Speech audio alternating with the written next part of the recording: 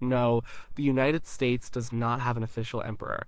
The idea of an emperor goes against everything the US government stands for. The country was founded specifically to get away from kings and queens and all the power they held. The US is a republic. That means the power comes from the people. People elect representatives to make decisions for them.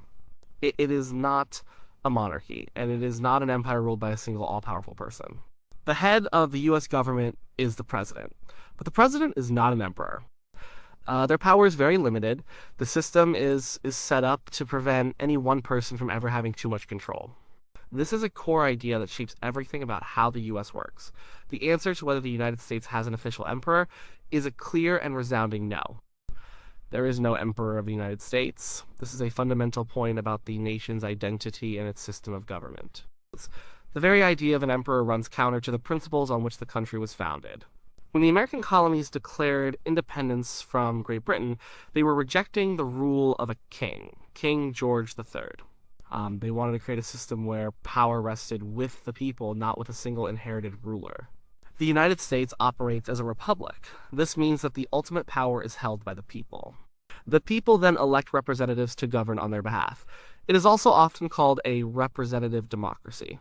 In this system, leaders are chosen through elections. They serve for specific terms, and their powers are clearly defined and limited by a written constitution. This is completely different from an emperor, who typically inherits power, rules for life, and often has absolute authority. An emperor is the head of an empire. An empire usually involves a vast territory, often gained through conquest, ruled by a single monarch who may claim divine right or absolute authority. The United States is not an empire in this traditional sense. While it is a powerful nation with influence around the globe, its internal structure is not that of an empire governed by an emperor. Its leaders are not emperors. Its citizens are not subjects in the way people in an empire might be. The highest office in the United States is that of the president. The president is the head of state and the head of government. But the president's role is carefully defined and constrained. The Constitution of the United States lays out exactly what the president can and cannot do. There are checks and balances from other parts of the government. This means the president cannot just make up laws or rule by decree. They must work within the framework of the law and with the cooperation of other branches of government. So when someone asks about an emperor of the United States, they are thinking of a different kind of government entirely. The US system was specifically designed to prevent the rise of such a figure. It was a conscious choice by the nation's founders to create a government that would never have a king, a queen, or an emperor. They feared concentrated power. They believed that giving too much authority to one person would lead to tyranny and oppression. Their experiences under British rule shaped these strong beliefs. The system they built is complex, but its core principle is simple: no single person, no matter how powerful, can rule without limits. The people hold the power. Their elected representatives carry out the will of the people, not their own absolute will. This fundamental difference is what makes the idea of an American emperor impossible within the existing structure. Every aspect of the US government, from its laws to its elections, reinforces this anti-monarchical stance. The way the US government is built makes sure there is no room for an emperor. It's designed with a very specific idea in mind to spread power out. This stops any one person or group from getting too much control. It's a key feature of the American system. The US government has three main parts, called branches. Each branch has its own job. And each branch can check the power of the others. This is called checks and balances. First, there is the executive branch. That's where the president is. The president's main job is to carry out and enforce the laws. But the president doesn't make the laws alone, and the president cannot decide if a law is fair or not. Those are jobs for other branches. The president is elected by the people. They serve for a fixed term of 4 years, and they can only serve 2 terms. An emperor, on the other hand, usually rules for life. And their power is often absolute. The US president's power is very much limited. Second, there is the legislative branch. This branch is Congress. Congress is made up of 2 parts, the Senate and the House of Representatives. The main job of Congress is to make laws. The president can suggest laws, but Congress has to pass them. And even after Congress passes a law, the president can veto it. But Congress can also override a presidential veto with enough votes. This is an example of checks and balances at work. Congress also has other powers. It can declare war, it can approve treaties, it controls government spending. These are powers that an emperor might keep for themselves. But in the US, these powers are with a large group of elected officials. Third, there is the judicial branch. This branch includes the Supreme Court and other federal courts. The main job of the courts is to interpret the laws. They decide if laws are fair and if they follow the Constitution. If the president or Congress does something that goes against the Constitution, the courts can say it is illegal. This is another big check on power. An emperor would likely be the ultimate legal authority. But in the US, even the president and Congress have to follow the rulings of the courts. And judges are appointed, not elected, and they serve until they retire or die. But their power is limited to interpreting laws, not creating them or enforcing them directly. The entire system is based on the Constitution. The Constitution is the supreme law of the land. It sets the rules for how the government works. It lists the powers of each branch. And importantly, it lists the rights of the people. No one, not even the president, is above the Constitution. This document is a giant barrier to any one person gaining imperial power. An emperor's word often is the law. But in the US, everyone, including the highest officials, must follow the Constitution. And there is another important part: federalism. This means power is also divided between the national federal government and the state governments. States have their own laws, their own governors, and their own courts. The federal government has specific powers listed in the Constitution. Anything not listed is usually left to the states or to the people. This further disperses power. It makes it even harder for a single individual at the top of the federal government to become an emperor. All these layers of shared power, limited terms, elections, and legal constraints are designed to keep any individual from becoming too powerful. They ensure that leaders are accountable to the people and to the law. An emperor would dismantle such a system. They would concentrate all power into their own hands. That is exactly what the US system is built to prevent. The President of the United States holds a very powerful position. They are often seen as one of the most influential people in the world. But it is crucial to understand that the president is absolutely not an emperor. Their role is fundamentally different. It is constrained by many layers of law and tradition. An emperor often inherits power. They rule for life. Their word can be law. They usually have absolute control over the military, the government, and often the economy. They are not accountable to the people in the same way an elected official is. The US president, however, is chosen by the people. They go through a rigorous election process every 4 years. They must convince millions of voters that they are the right person for the job. And they can only serve 2 terms. After 8 years, they must leave office. This alone is a huge difference from an emperor, who typically rules until death or overthrow. The fixed term limit is a powerful check on potential abuse of power. It forces presidents to always remember that their time in office is finite. The president's powers are clearly spelled out in Article 2 of the Constitution.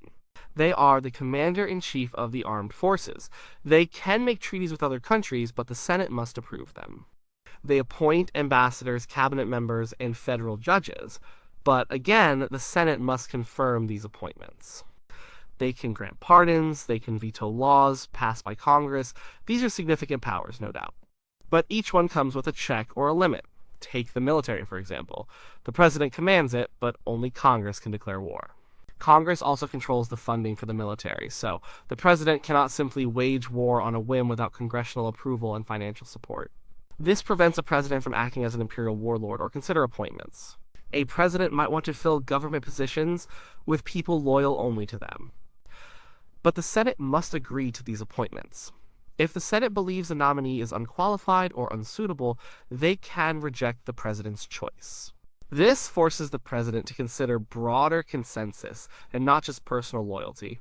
Even the power to veto laws is not absolute. If Congress feels strongly enough about a bill, they can override the president's veto with a 2/3 majority vote in both the House and Senate. This demonstrates that Congress, the people's representatives, can ultimately have the final say on legislation. And there's the ultimate check: impeachment. If a president commits high crimes and misdemeanors, Congress can remove them from office. The House of Representatives can vote to impeach a president. Then, the Senate holds a trial. If 2/3 of the Senate vote to convict, the president is removed. This process shows that even the highest office holder is subject to the law and to the will of Congress. An emperor is rarely, if ever, subject to such a legal and political process for removal. Beyond these formal checks, there are other factors that limit a president's power. Public opinion plays a huge role. Presidents need public support to be effective.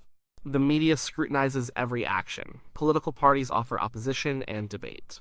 All these elements contribute to an environment where a president cannot simply dictate terms like an emperor. The president takes an oath of office to preserve, protect, and defend the Constitution of the United States. This oath is to a document, a set of principles, and the rule of law graduated not to themselves, not to a dynasty, and certainly not to a divine right to rule.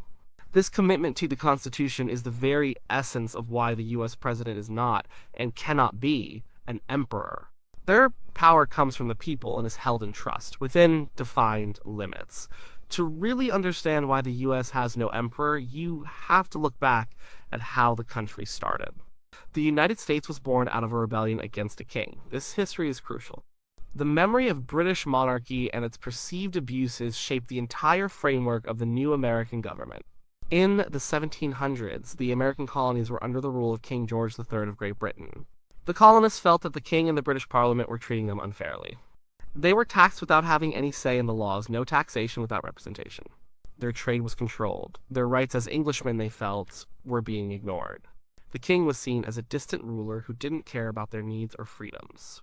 This experience bred a deep distrust of concentrated power, especially in the hands of a single ruler. The Declaration of Independence, written in 1776, is largely a list of grievances against King George III.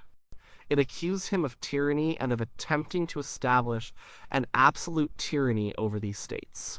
The colonists believed that governments derived their just powers from the consent of the governed. This meant that rulers should only govern with the approval of the people they rule. An emperor, by definition, does not typically seek the consent of the governed. After winning the Revolutionary War, the founders of the United States faced a big question: what kind of government should they create? They were very clear on one thing: it should not be a monarchy. They had just fought a war to get rid of a king. They certainly weren't going to set up another one.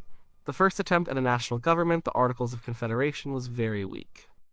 It gave very little power to a central authority. States held most of the power. This was an overcorrection from the strong central power of the British monarchy. It soon became clear that a stronger national government was needed.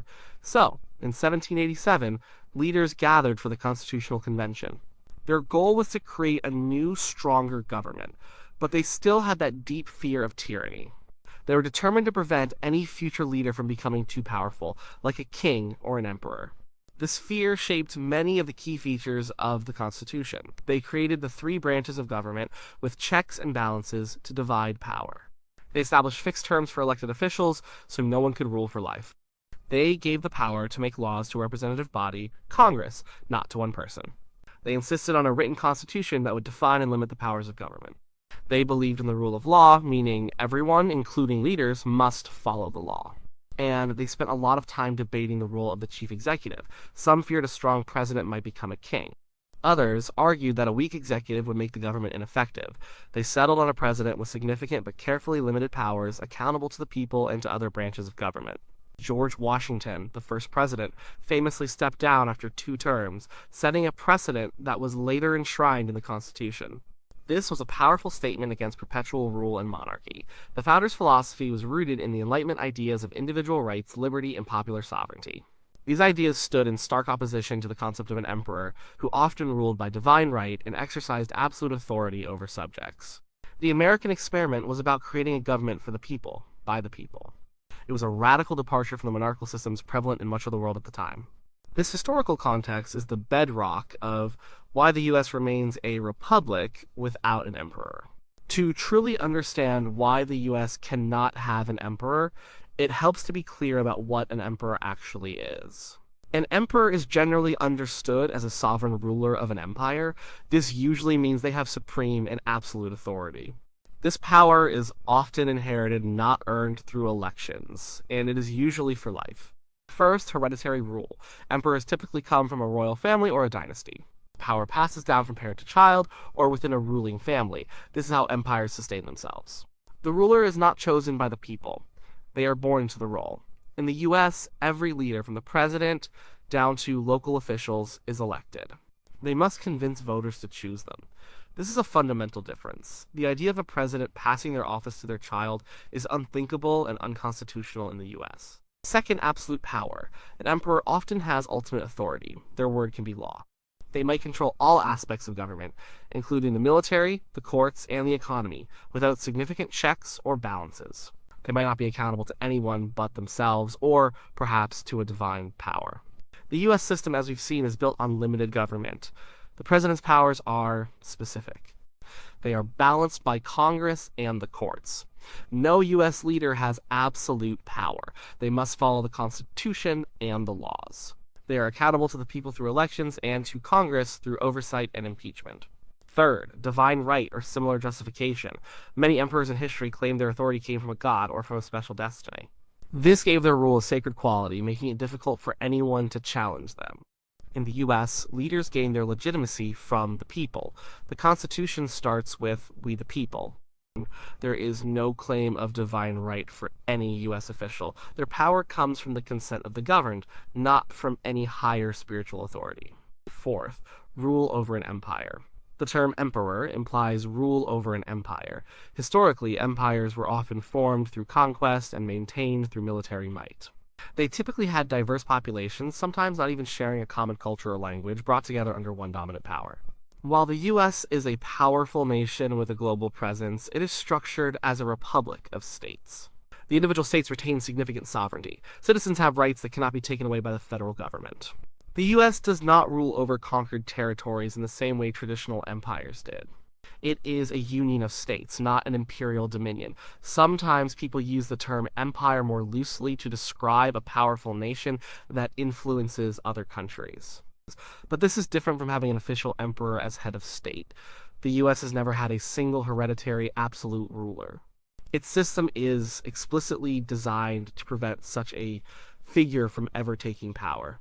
The very foundation of the U.S. rests on rejecting the type of concentrated monarchical power that an emperor embodies. The founders created a system of popular sovereignty, where the people are sovereign, not a ruler. They established a government of laws, not of men. They built in mechanisms for regular elections, term limits, separation of powers, and checks and balances precisely to ensure that no one person could ever become an emperor of the United States. This deeply ingrained anti-monarchical principle is central to the American identity.